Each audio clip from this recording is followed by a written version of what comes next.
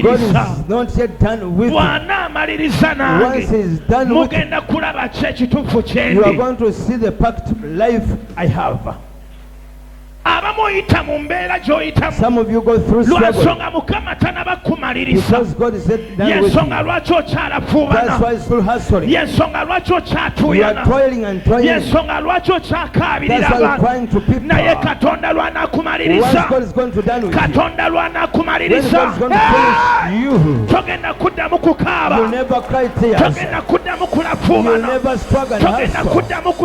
You'll never fear again. It's going to lift you again. In the name of Jesus.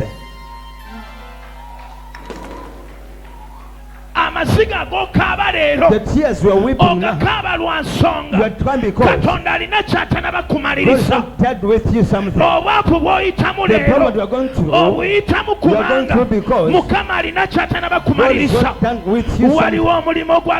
There's a work that's going to bring to you. It will make you forget all poverty you went through.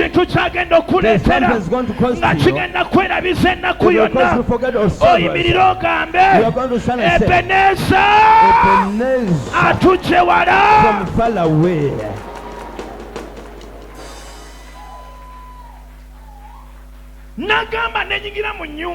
I came into the house. I saw the shape which the man was holding. It was broken again. It came out of his hand. It fell down and became broken. He got it once again and gave it a time. He molded it again and it became down and broken. When touched it again,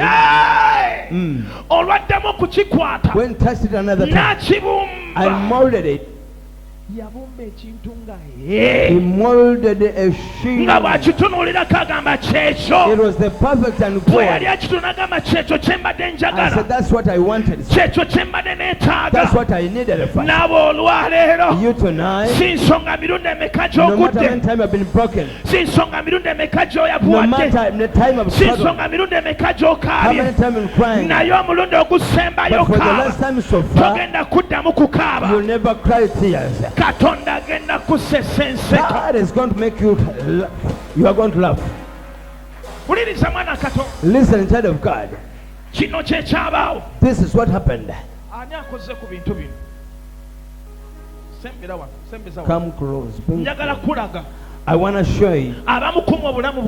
Some of you life you are going through. The what God is doing about your life. I want to just show you. Some of you life you are going through. What God is doing now.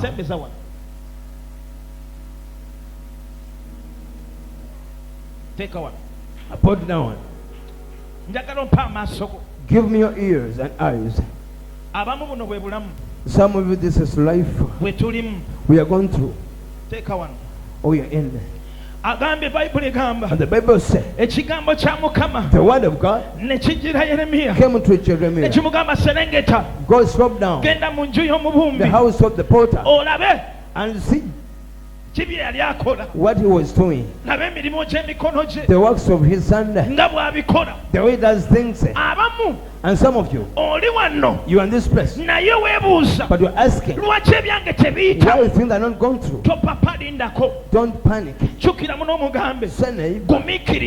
Bear with something. A short time. When it is coming, you are going to see the output and the result. You don't need to panic.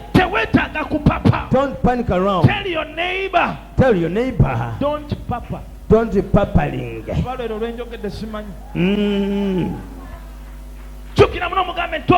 Say don't panic.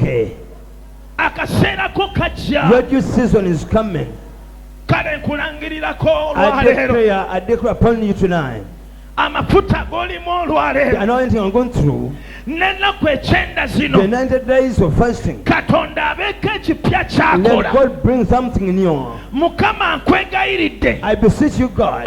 These people are seeking for you. In the 90 days so far, do something new for them. Towards that woman, towards that man, and testify, and have been greater. Listen. Listen.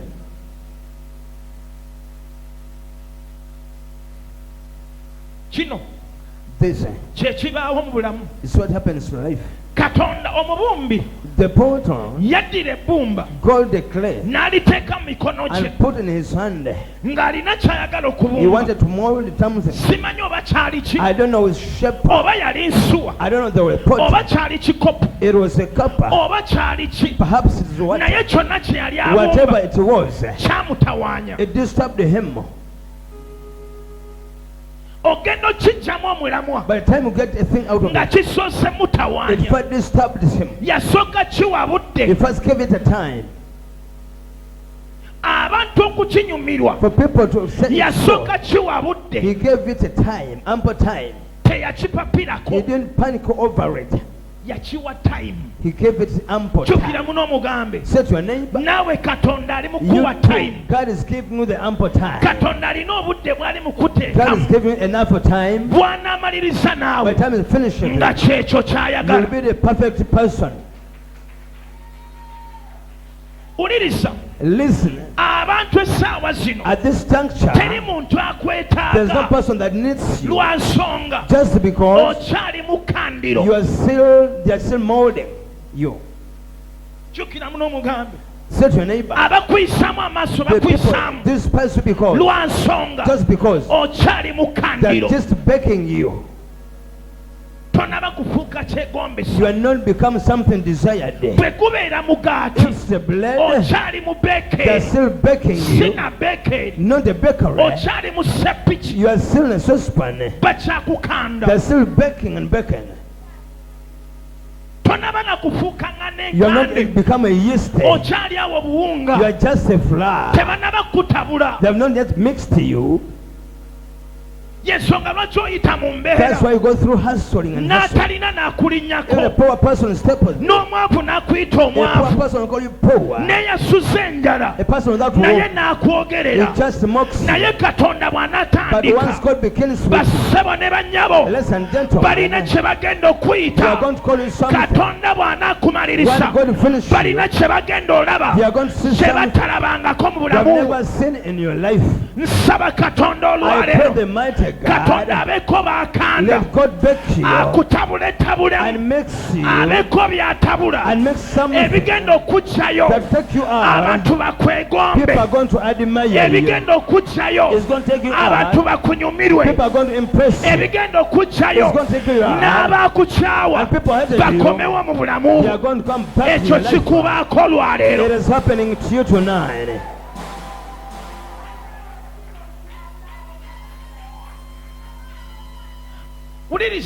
Listen, a singer here, let me tell you the secret. Say to your neighbor, he has begun on earth. Sometimes you sing a song and people say, I look to you as a film. And say when you are done, you are going to disappear. Another part will come, we are going to stand up. Just because there is some ingredient one that is going to make you proper and put some spice. People are going to stand up without commanding. They are going to have a because just put a spice. God just speaks to you. Say, when I'm still in the hands of the potter,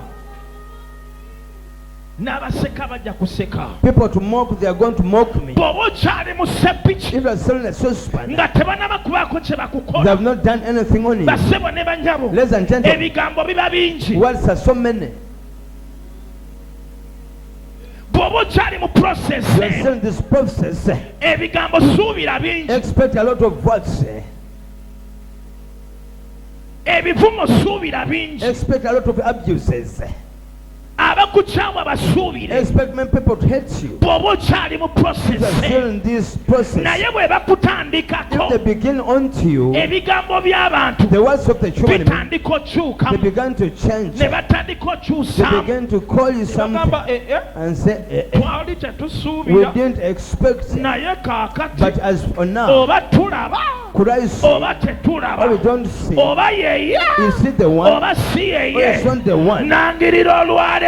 I prophesy wabeewo ebigambo ebitandika that the okyukamu. words begin to change. Wabeewo ebitandika That the okyukamu. words begin to change. Bakugamba They say tolifumbirwa. never get married. Naye wabeewo ebitandika Let the okyukamu. words begin. Bagambe oba kituufu Whether it is true oba si kituufu. or false, Bagamba tolirinya they nnyonyi. never bought a Bagenda plan. okuwulira. By the time you're going to hear, Tiwagenze. you bought a plan. Bakyuse mu bigambo They are byabwe. going to change their words. Kikubeko mu linnya lya Let it Yesu. happen to you in the name of Jesus.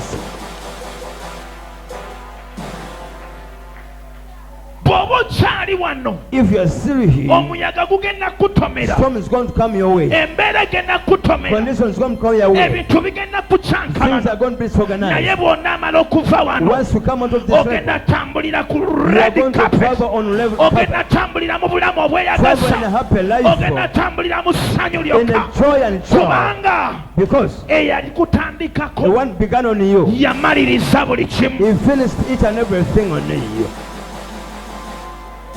Wuliriza, Listen, tutandise. we have begun. Lino lyandibadde bbumba. There was could be clay. Naye ngenda kukozesa kino. I suppose I'm going to use this. Kati ngenda kulaga obulamu bwo. I'm going to show you life, Katonda kyagenda okukola. what God is going to do in Ennaku ekyenda the zino 90 days. otuuka By onsivaamu the time you end out of nga them, God Mukama alina will kyaterezesa. have settled the something.